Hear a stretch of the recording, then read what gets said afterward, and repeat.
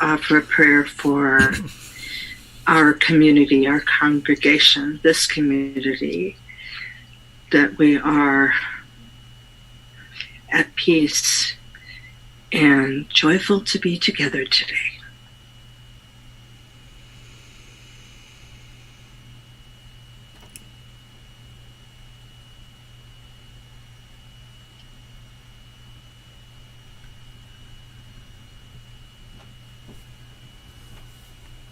And so it is. And I would like to ask for a prayer for two of our nieces who are battling cancer and being very brave. And for our son Luke, who's gone back to school in his 40s and he's feeling stressed. Thank you. The names of your nieces, Rachel? Lisa and Angie.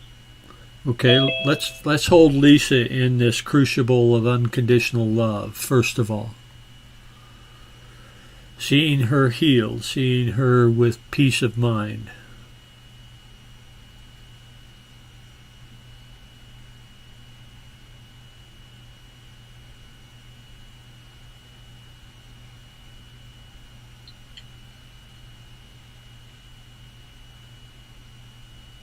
And so it is. And for Angie, likewise, healing, peace of mind.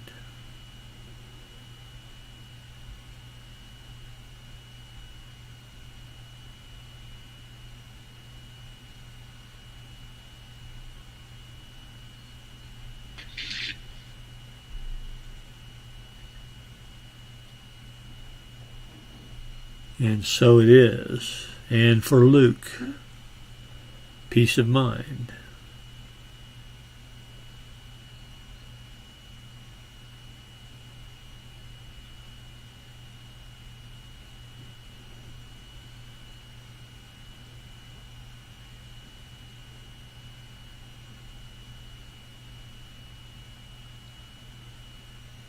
And so it is.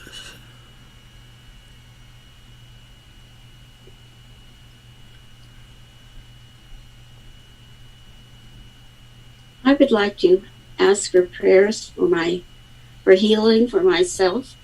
I have a chronic neck pain that's been going on for several years, radiating up into my head. It has not responded to any treatment so far.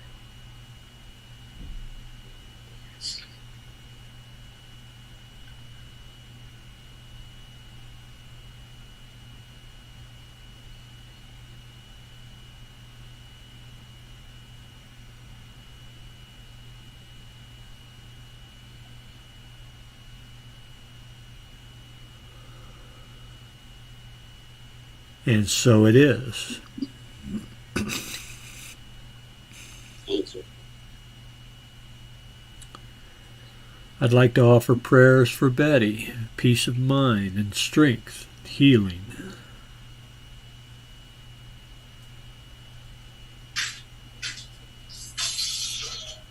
Thank you.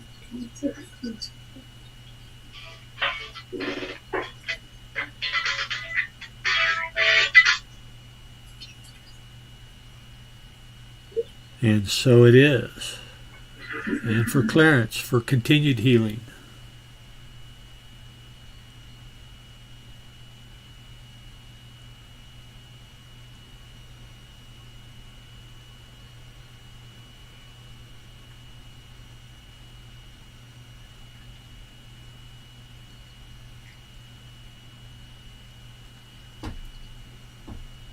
And so it is.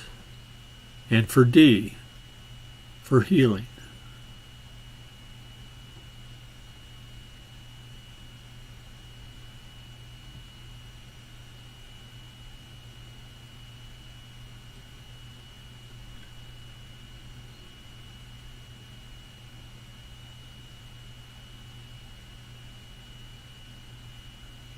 And so it is.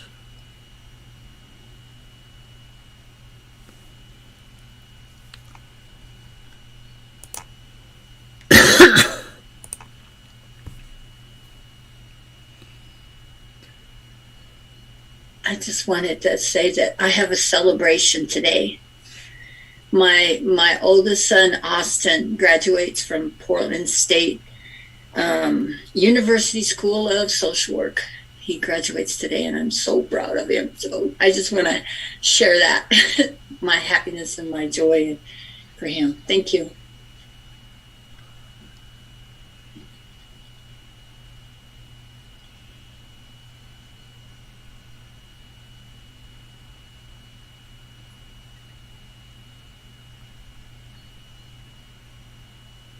And so it is.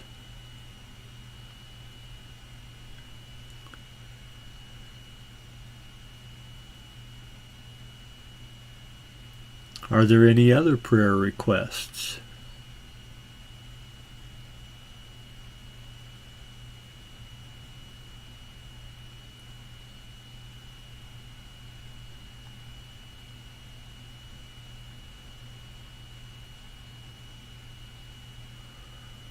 For all the prayers not spoken, for all of those in need of prayer, for all of those unaware of the presence of God's love in their lives.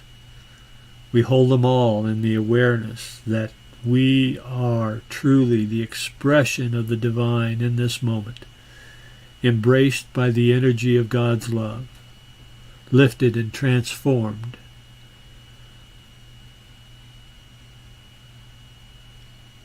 And so it is that together we say Amen. Amen. Well, Doug, I understand you have some music for us this morning. Yeah, I'd like to play a beautiful ballad written by McCoy Tyner. McCoy Tyner was, I think, the first pianist in the John Coltrane Quartet back in the day. So, pretty famous jazz pianist. It's a beautiful ballad entitled You Taught My Heart to Sing. And I invite you to all mute your microphones so that any background music doesn't interrupt Doug's performance. And go to speaker view and see him in full living moosey color.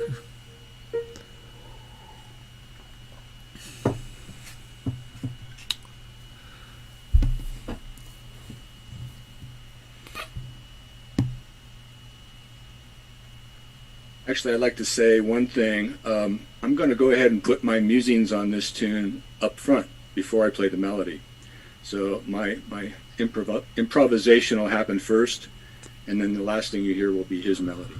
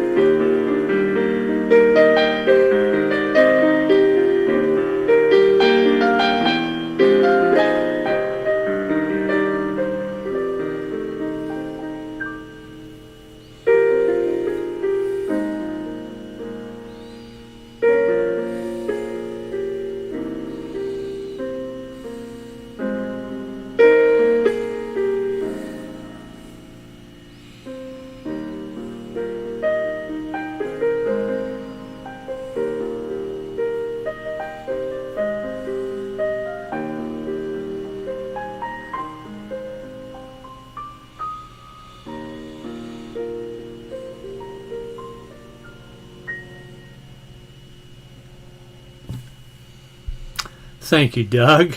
That was wonderful. As always. As always. Thank you. Just a note, I wanted to thank Trinity and Clarence for their performances last week. We very much appreciated your music as well. So, get my mind back in gear here after that wonderful meditation. Well, a divine gift, the blank slate. We have, last week, I spoke of the transition that we as a community and my family are going through as we look at the bringing in new leadership into our community. And it's metaphorically, we've been handed a blank slate. That blank slate, well, it offers us a great opportunity, maybe. You know, the question is, how do we look at this? Are we looking at this as a crisis, or are we looking at this as an opportunity?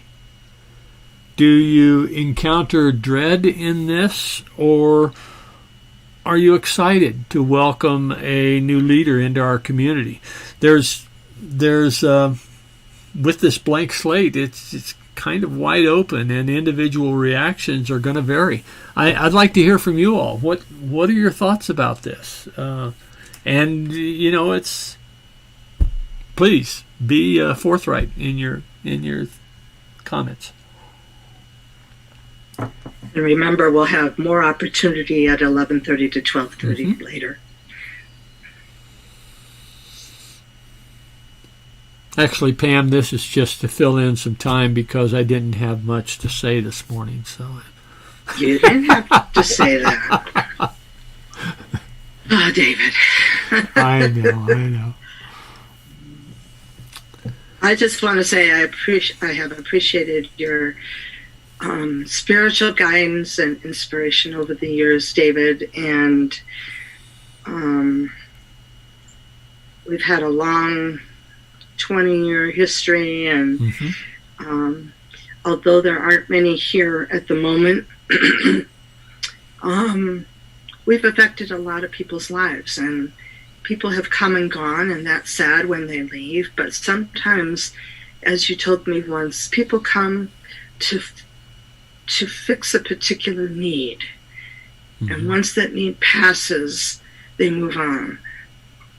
And some of our congregants, have actually moved away, or grown up, for that matter, and moved away. And we need some more new life, but yes, it's a blank slate from once you leave, and we hope to build on it. But I don't mean to go on, but just for the sake of answering your question, I think we've done a lot of good, and there's possibility for each of us to use the good we've learned and spread out from here, whether it's as a Living Water spiritual community or if it takes a different form.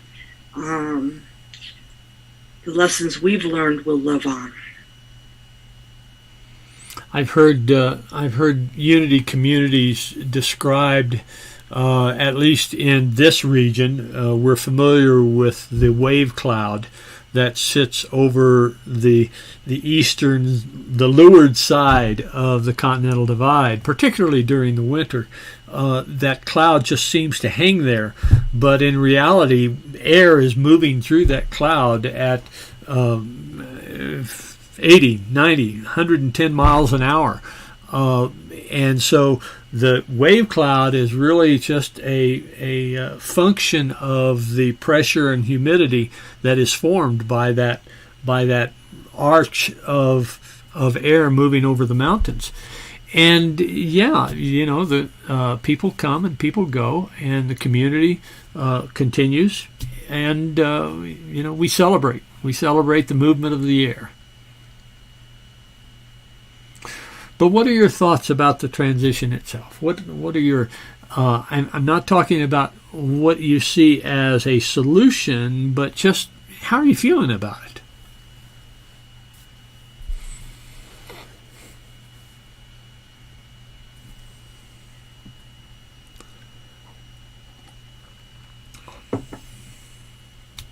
No feelings about it?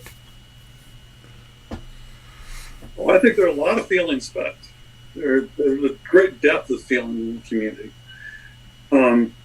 It's just hard to get your hands on something that is so big and so central to your life. Most of us have had this experience with this community for some time and have gone through a lot of changes in our lives because of it and as a benefit of it. But struggling with that now and looking at the future is pretty challenging. What are we going to be letting go of? What are we going to be accepting? The feelings that are coming up around change are the same feelings that come up around grief and loss. I did notice some comments that were pretty angry, which is one of the typical responses to grief. The anger that you're losing something that you had, that was so central to you. That's pretty common. And I've heard sparks of that feeling as well. The feeling of that myself. But more, it's the fear of stepping into the abyss. What we've done so far with the ministry has been successful to an extent. Is that what we want to do in the future? Is that the same path we want to follow? Or do we want to take something bold, new, and different and take a step into that bold, new, different world? Are there some functional, practical things we need to take into account before we do that? These are all questions that we're going to have to answer pretty soon. And that's what I think we're all struggling with, is what are those answers? And what is that going to look like for us? What is our leadership going to look like? And what is our congregation going to look like? I really don't think that we can depend on the world as it was, because the world has changed. This pandemic has changed things for us. The technology has changed things for us. And we need to address that. So, I know it was a complete split there, but those are some of my thoughts. Thanks, Mark. Any other thoughts? Well, I would just like to say that this community has been a lifeline for me for all the years that I've been with it. And I would like to see it continue in one form or another. And I will be there.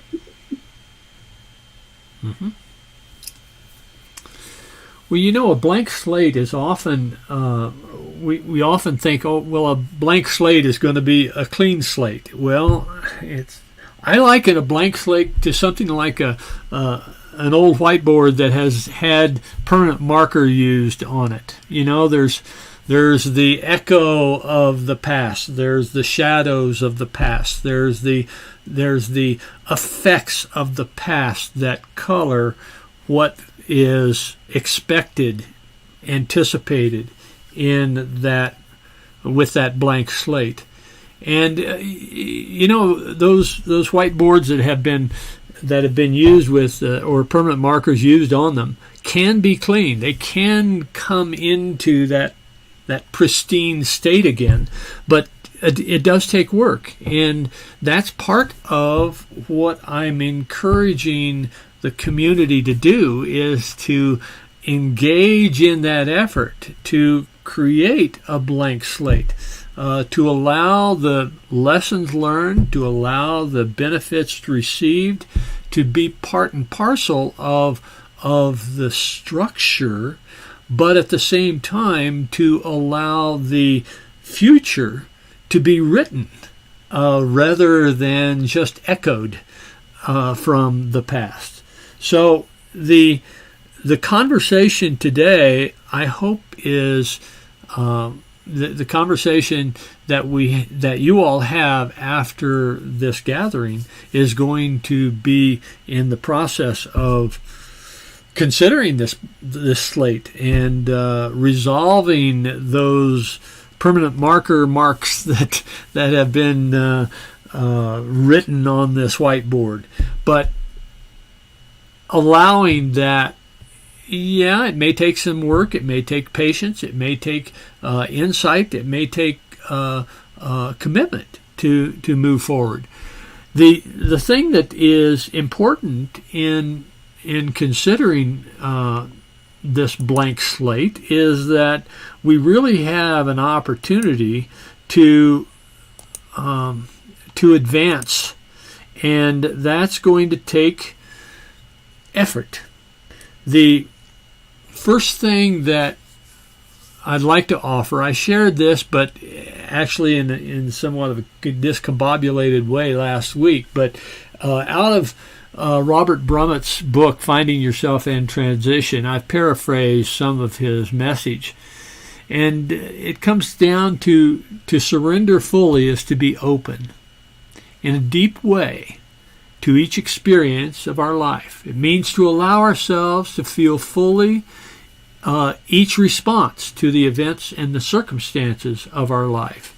And that includes, of course, just the process of going through the transition. And it requires a letting go of our attachment to how we think we should be and to unconditionally accepting of how we are right now. With all of our flaws, with all of our blemishes, with all of our bumps and idiosyncrasies, accepting where we are now. And it requires a willingness to look at each part of ourselves as it arises, moment by moment, denying nothing and condemning nothing. This process of opening ourselves to the blank slate is going to, first of all, allow us a freedom to reconsider what it is that we want to have in this community. Community is a very powerful thing, and it can also be a very limiting thing unless we say, okay, here we are. We have an opportunity. What do we want to make of this community? I think every one of us here has this feeling that this community is important. That's why we're here. That's why we participate on a Sunday morning. That's why we follow up when we find out that there's something going on in someone's life. We are concerned and we are interested in this community continuing. But that community continuing, that is the freedom that we have, is also an empowerment. It's an empowerment for us to define where we want to go in the future. What do we want this community to be in the future? And that empowerment leads us to the point where we must be committed. There's a passage from W.H. Murray. He was one of the early leaders of the Mount Everest expeditions. I don't think he was the first, but he was early on. And in his memoirs, he said, until one is committed, there is hesitance, the chance to draw back, always ineffectiveness. Concerning all acts of initiative, there is one elementary truth, the ignorance of which kills countless ideas and plans. That the moment one definitely commits oneself, then providence moves too. All sorts of things occur to help one that would never otherwise have occurred. A whole stream of events issues from the decision, raising in one's favor all manner of unforeseen incidents and meetings and material assistance which no man could have dreamt would have come his way. Think about that. We have here in this community, we have a history. We have a commitment to each other. And this blank slate that we have before us, there is an opportunity to sidestep the normal, natural process of saying, well, I don't want change. Well, change is inevitable. That's what the universe is. The universe, the fundamental aspect of the universe is change. We, each and every one of us, have change going on all the time. And if this lesson is applicable to this community, it's also applicable to our own lives. That when we recognize the freedom and we engage the empowerment and we are willing to make the commitment to build a future together, then we are opening ourselves to all kinds of divine blessings that we could not have dreamed of before. In addition to commitment, we are also needing to we're also needing, let me share this back. We're also needing to recognize that commitment brings us ownership. Now, we have had ownership in this community, and that ownership will continue. But the gifts that we have from the blank slate is freedom, empowerment, commitment, ownership, and legacy. We can step back and we can look at our situation and we can say, yes, we were involved in that. This is part of what we have done. This is a monument to the commitment that we have made, to the engagement that we have had with our community, that we are in our consideration of the contributions that we each have made to this community.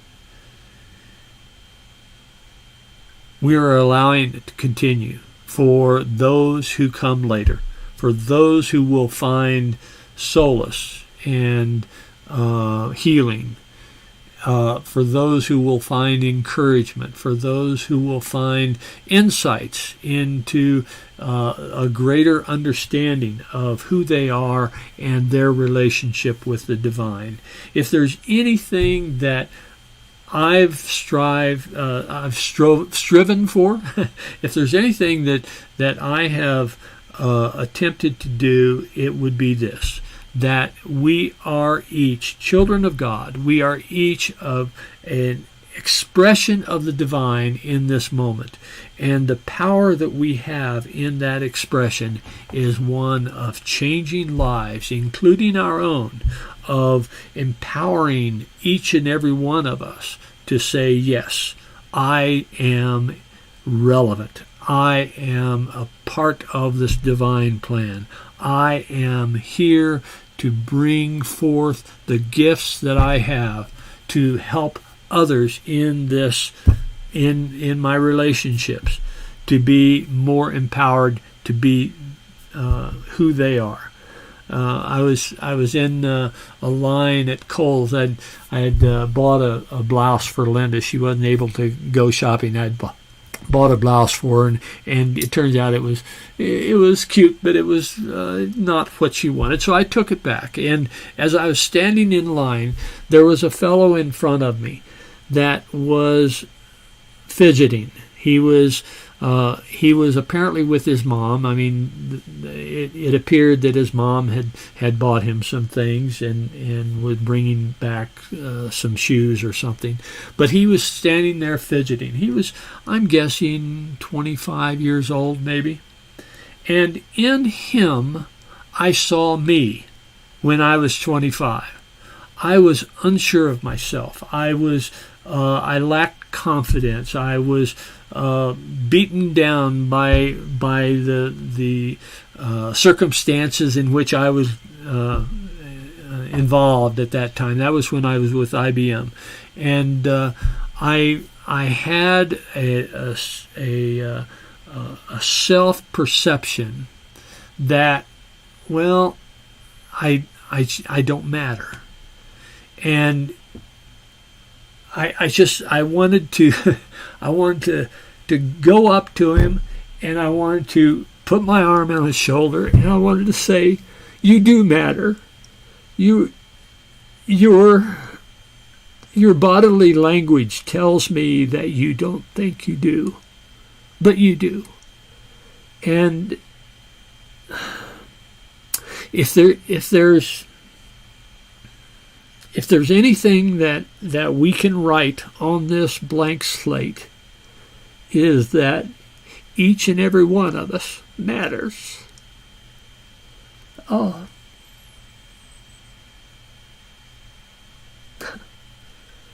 So,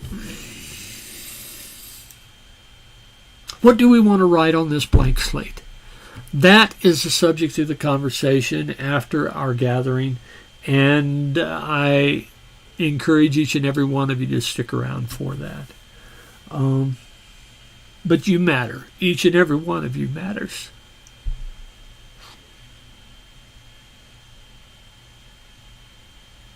We are blessed with this community. We're blessed with the people that are participating in this community.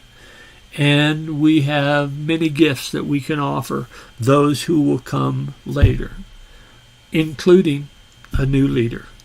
So I'd like you to consider these ideas, that each of us matters, that we have great opportunity with this blank slate. It will give us the freedom to write our new history. Brahmat suggests an exercise. He says, imagine, if you will, that where you are right now is the result of someone else's story. They wrote who you were. They wrote who brought you to this moment. But now you are the author. Now you have the opportunity to write your future.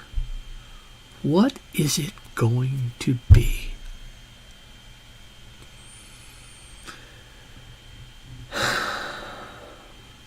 I'd like to share with you some music that I've shared before, but it's about doing the things today that are going to embellish, enhance, empower your future. Let's take a look at this.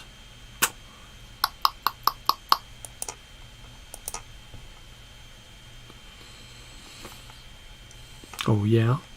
So you want to do this, huh? Okay, David. Hang on just a second. We're going to get this up. You know, as I was preparing this morning, I said, there's something that I haven't done yet. What is it?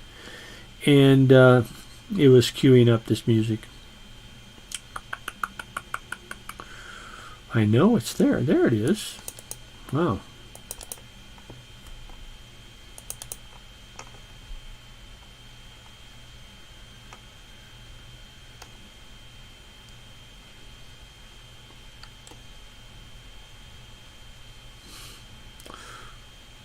Come on. Come on. Well, that's strange. Sorry. Let me go back to history. All right. I'll do it this way.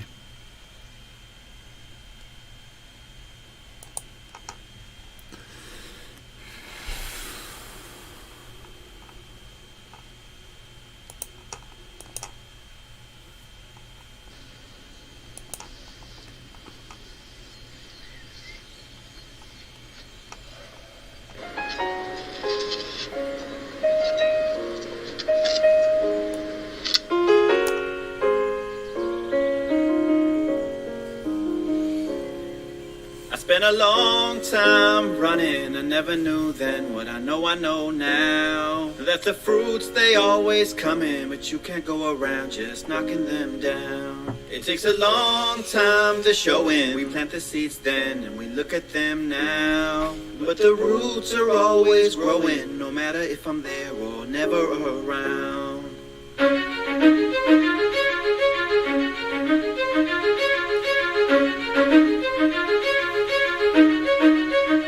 Whatever grows will grow, whatever dies will die, whatever works will work, whatever flies will fly, whatever fails will fail, what's meant to soar will soar.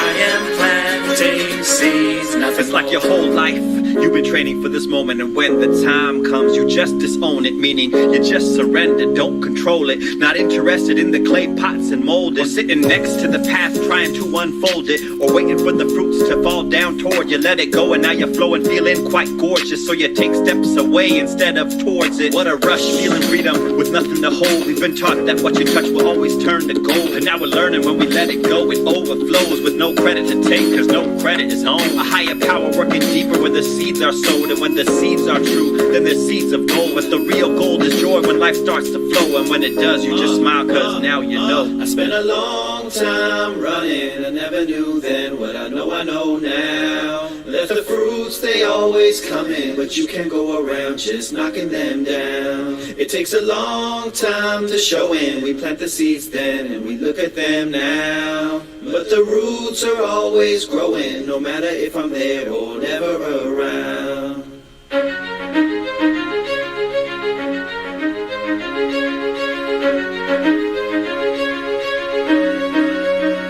Whatever grows will grow, whatever dies will die, whatever works will work, whatever flies will fly, whatever fails will fail, what's meant to soar will soar.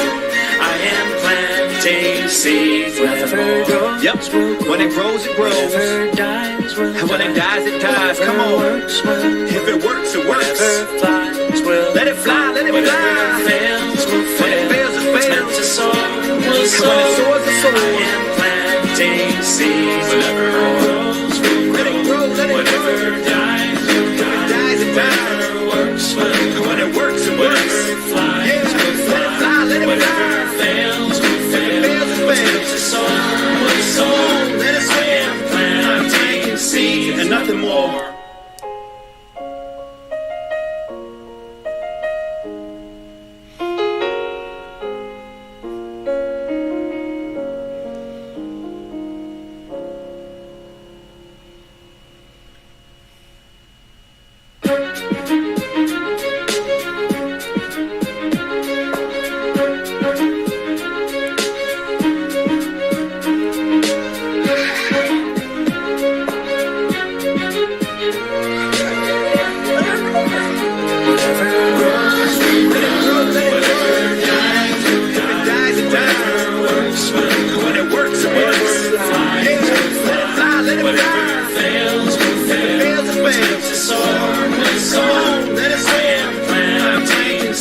And nothing more.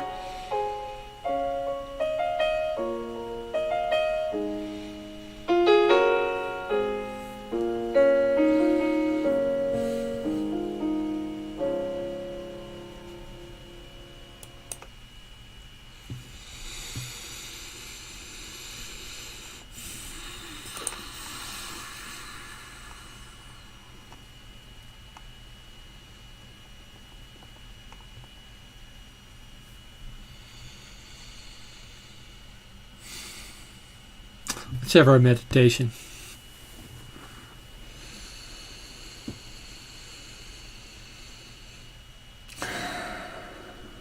As we come into this moment, allowing ourselves to breathe, to allow ourselves to open up to the possibilities, to consider the blank slate, the freedom and the empowerment and the commitment and the ownership and the legacy that arises from our consideration of this blank slate.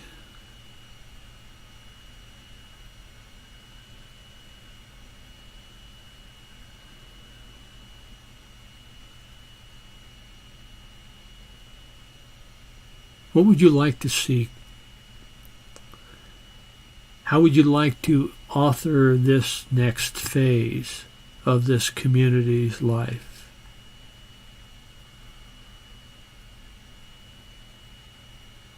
What things have worked for you in the past? What would you like to see changed in the future? What would you like to see continue in the future?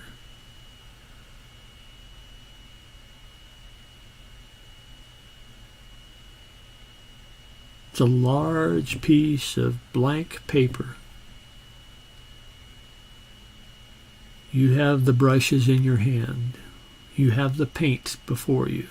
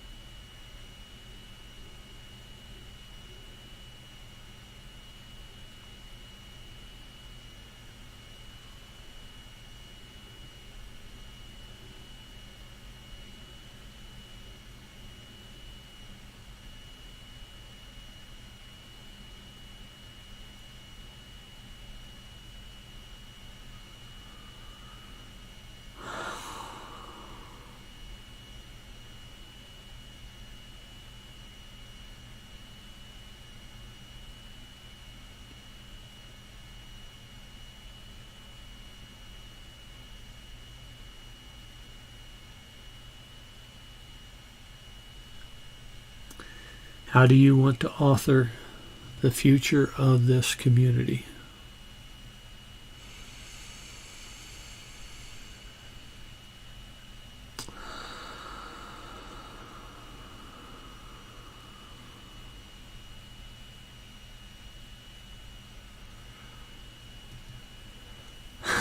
As we come back into this time and this place, as we come back to the awareness that, yes it is, this is it.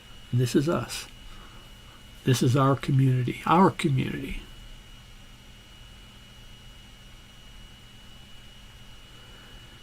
And it will forever be that I'm part of this community. Not present, but a part of this community.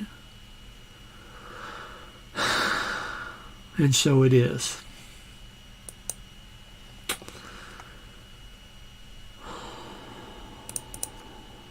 Doug, if you would, please.